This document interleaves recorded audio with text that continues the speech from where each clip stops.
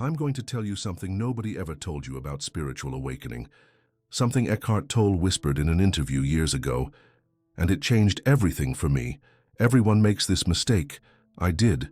You're probably making it right now, and it explains why your spiritual progress feels so slow, so frustrating. Imagine a door, a heavy old wooden door. You push with all your might. You push harder, harder still. Your muscles ache. You sweat. You strain until your hands tremble, but the door doesn't budge an inch. Then someone walks past you, casually turns the knob, and the door swings open as if it were made of air. You were pushing a door that opened inwards. This is the biggest mistake in spiritual awakening, and I'm going to show you exactly how you're doing it right now, how we all do it and why it sabotages everything. But first, answer me something honestly. How many times have you felt frustrated with your spiritual progress? How many times have you looked at other practitioners and thought they have something you don't? How many times have you wondered if you're doing something wrong? I know how you feel, because I spent 4 years of my life pushing that heavy door, 4 years of meditating 2 hours a day, reading dozens of books, attending retreats, following gurus, and feeling further and further from the peace I craved. Until one day, sitting in a Portland cafe, I heard Eckhart Tolle say a phrase that changed everything. A phrase so simple I almost didn't pay attention, but when the words entered my mind, it was like someone had flipped a switch in a dark room. I'm going to tell you something nobody ever told you about spiritual awakening, something Eckhart Tolle whispered in an interview years ago, and it changed everything for me. Everyone makes this mistake. I did. You're probably making it right now, and it explains why your spiritual progress feels so slow, so frustrating. Imagine a heavy, old wooden door. You push with all your might. You push harder, harder still. Your muscles ache. You sweat. You strain until your hands tremble, but the door doesn't budge an inch. Then someone walks past you, casually turns the knob, and the door swings open as if it were made of air. You were pushing a door that opened inwards. This is the biggest mistake in spiritual awakening, and I'm going to show you exactly how you're doing it right now, how we all do it, and why it sabotages everything. But first, answer me something honestly. How many times have you felt frustrated with your spiritual progress? How many times have you looked at other practitioners and thought they have something you don't? How many times have you wondered if you're doing something wrong? I know how you feel, because I spent 4 years of my life pushing that heavy door, 4 years meditating 2 hours a day, reading dozens of spiritual books, attending retreats, following gurus, and feeling further and further from the peace I craved. Until one day, sitting in a Portland cafe, I heard Eckhart Tolle say a phrase that changed everything. A phrase so simple, I almost didn't pay attention. But when the words entered my mind, it was like someone had flipped a switch in a dark room. Those who have read hundreds of spiritual books and are still judgmental, those who go on retreats every year and are still bitter, they're pushing the door with more force every year. And here's something that will shock you. The spiritual ego doesn't want you to know this. It has created an entire spiritual culture that fuels the seeking, that makes you believe awakening is difficult, that it takes time, that it requires sacrifice. Look around the spiritual community. How many courses promise to accelerate your awakening? How many books talk about the 7 stages of enlightenment?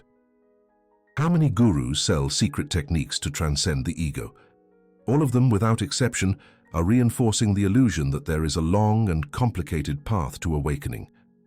And the more complicated the path, the stronger the spiritual ego becomes. Because it loves complexity, it loves spiritual hierarchies, it loves the idea that some people are more advanced than others. But Eckhart Tolle discovered something different, something that goes against this entire spiritual industry. He discovered that awakening has nothing to do with special experiences, nothing to do with altered states of consciousness, nothing to do with mystical visions or divine revelations. Awakening has to do with something much simpler and much more radical. It has to do with stopping the seeking, stopping trying to become someone different, stopping expecting something to change in the future, and simply being here. Now, but how do you stop seeking when your entire spiritual identity is built on seeking? How do you abandon the path when you've invested so much time and energy into it? How do you let go of the one thing that gives you hope that your life can be different? This is the question that haunts every serious spiritual seeker, and this is exactly where most people get stuck, forever. They discover that the seeking is the problem, but they can't stop seeking. Because stopping seeking seems to mean giving up, accepting a life of mediocrity, embracing suffering. But that's not true. Stopping seeking doesn't mean giving up on spirituality. It means discovering real spirituality, the kind that doesn't depend on experiences, the kind that can't be lost, the kind that doesn't need to be conquered.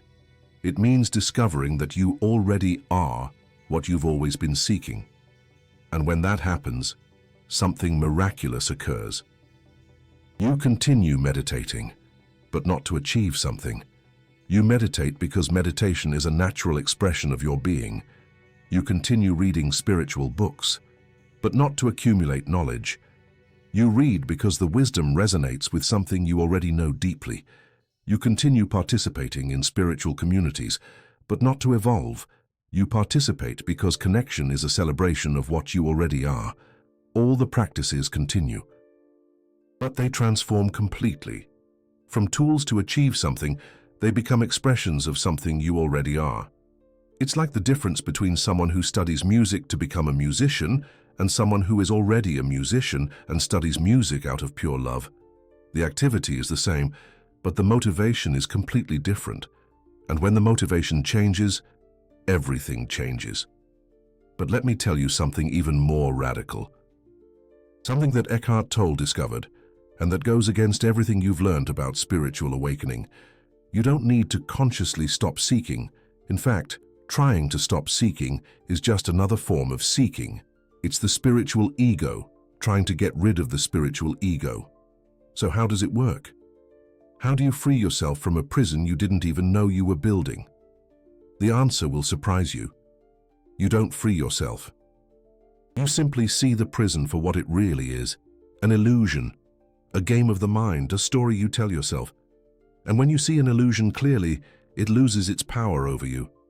It's like when you were a child and were afraid of the monster under the bed, until one day you got down and looked, and discovered there was no monster, just shadows and imagination. You didn't have to fight the monster, you just had to see that it never existed. The spiritual ego is the monster under the seeker's bed, and the only thing you need to do is get down and look. But to do that, you need to understand exactly how this monster operates, how it uses your own spiritual aspirations against you, how it hijacks your thirst for transcendence to strengthen itself. And that's exactly what we're going to explore together now. Because once you see the pattern clearly, once you understand the mechanism, the prison dissolves on its own. And you discover something that has always been there, waiting patiently beneath all the seeking, beneath all the struggle, beneath all the effort. You discover who you really are, and who you really are never needed to awaken, because it never slept. Now you're probably thinking, okay, I understand that seeking is the problem, but how do I get out of this trap? How do I stop feeding this spiritual ego? And that's exactly the question that keeps millions of people trapped, because the question itself is already the trap. Let me explain something that completely changed my life, something Eckhart Tolle teaches, but few truly understand. You don't need to do anything to get out of the trap. You just need to see that you were never in it. Seems too simple. Seems naive even. I thought the same thing, until I experienced it. I'll tell you exactly how this works. Step by step, so you can test it right now. First, you need to understand that the spiritual ego has a very specific signature. It always operates in time. It's always worried about the past or the future. It's always comparing. It's always evaluating progress. When you meditate and think this meditation was better than yesterday's, who is thinking that? The spiritual ego. When you read a book and think, I already knew that, I need something more advanced, who is thinking that? The spiritual ego. When you hear someone talking about awakening and think, I want to reach that level, who is thinking that? The spiritual ego. It always wants more, always wants different, always wants the future. But here's the secret that nobody tells you. You are not that thought. You are that which perceives the thought. And that which perceives the thought never enters the seeking, never gets frustrated, never progresses, never regresses. It simply is, always has been, always will be. Let me give you a practical example. Right now, as you listen to these words, there is an awareness within you that is perceiving, that is conscious, that is present. This awareness is not trying to understand.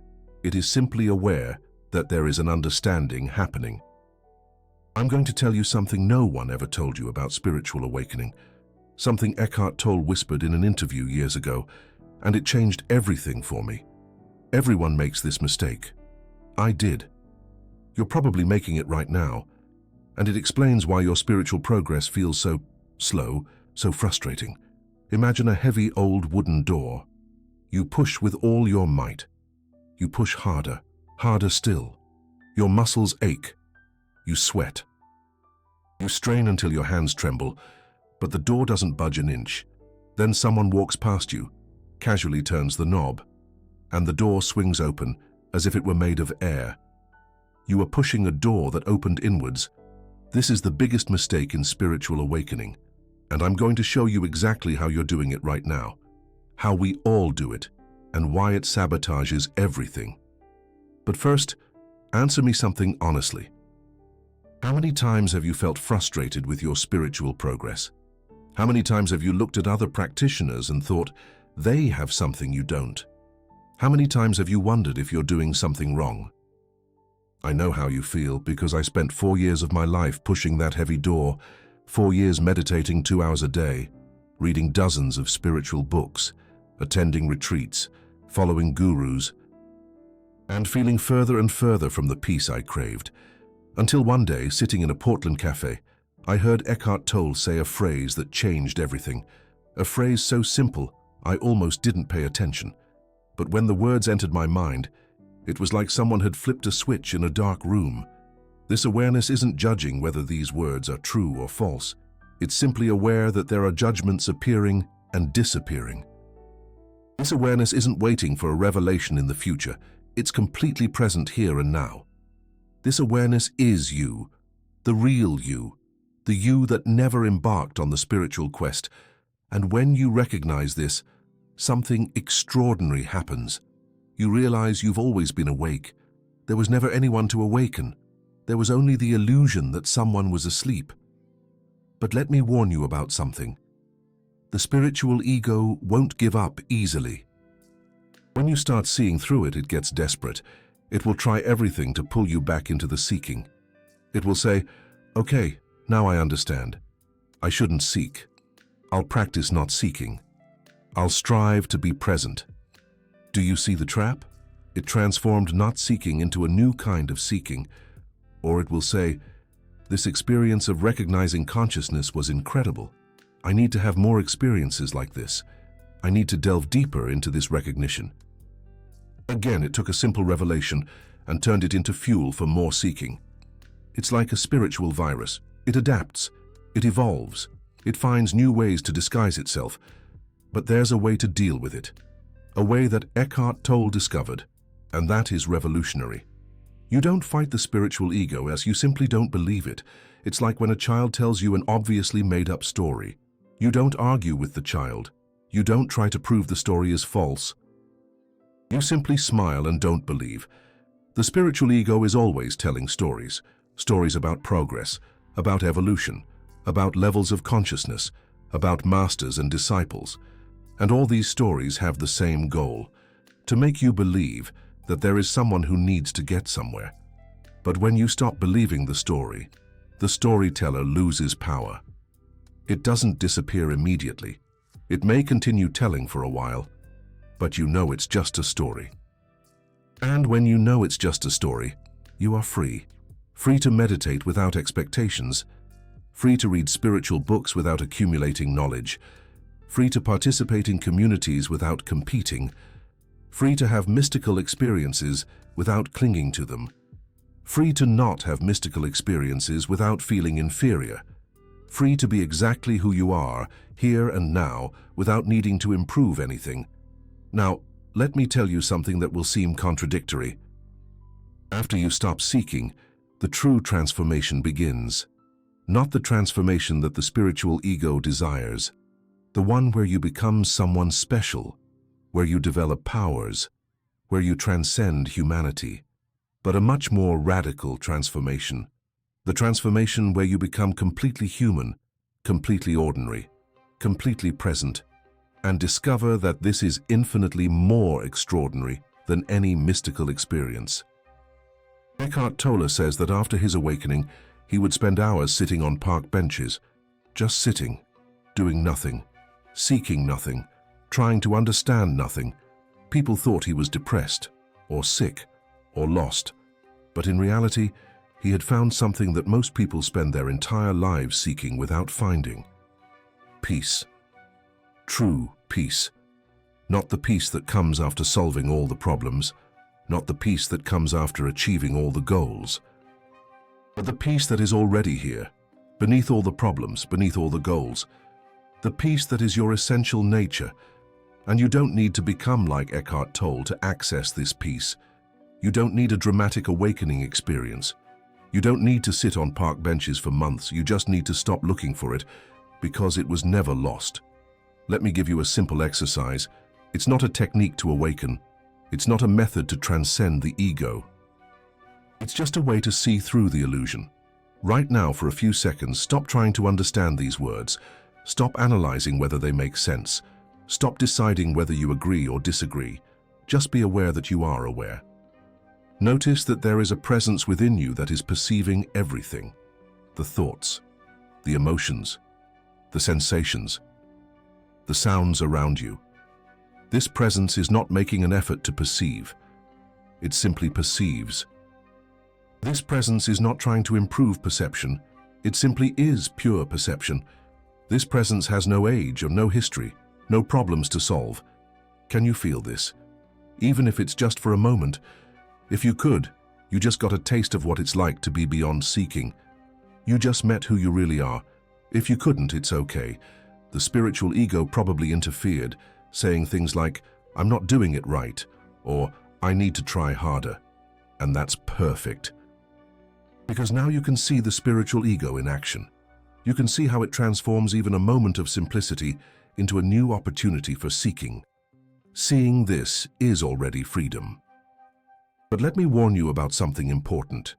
When you start seeing through the spiritual ego, when you stop feeding it with your constant seeking, some side effects may happen.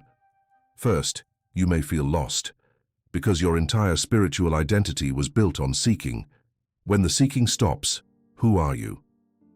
Second, you may feel guilty, as if you were betraying your teachers, your books, your practices, the entire spiritual community that values effort and discipline. Third, you may feel afraid. What if stopping seeking means stopping growing? What if you become stagnant? What if you lose all the progress you've made? All these feelings are normal, and they are all tricks of the spiritual ego trying to pull you back into seeking. Because the spiritual ego prefers you to be a frustrated seeker than a free person. It prefers you to have problems to solve than peace to enjoy. It prefers you to have a future to achieve than a present to live. But here's the truth. It doesn't want you to know you can have both. You can stop seeking and continue growing. You can be at peace and still develop. You can be complete and still evolve. The difference is that growth ceases to be a necessity and becomes a natural expression.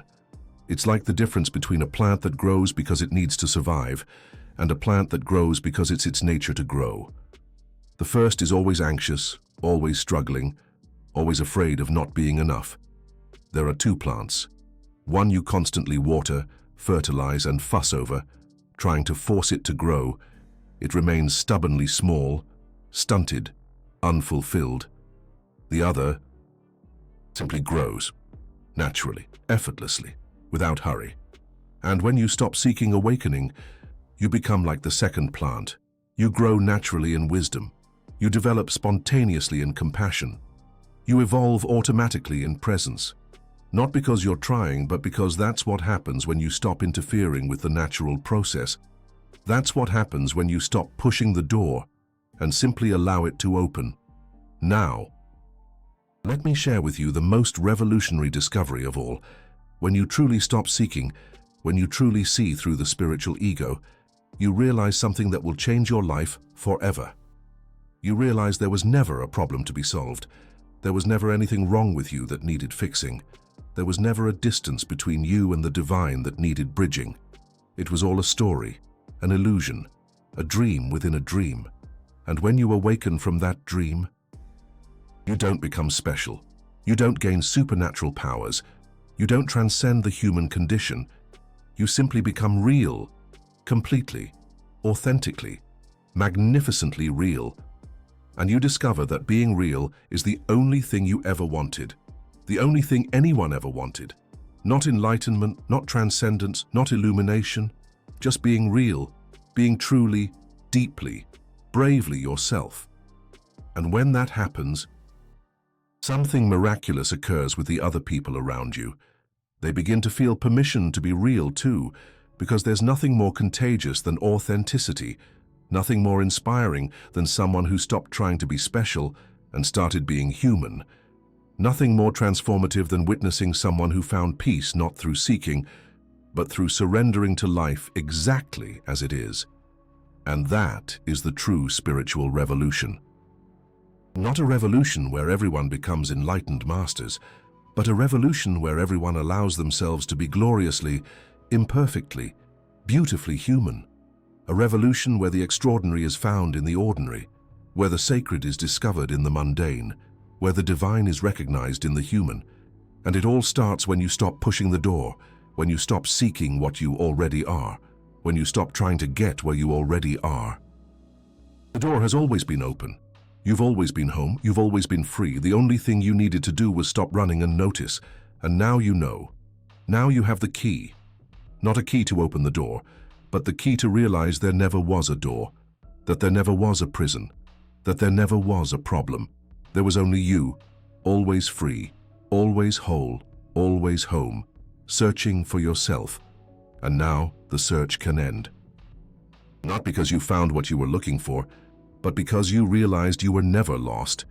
Welcome to your real life. Welcome to your natural awakening. Welcome home.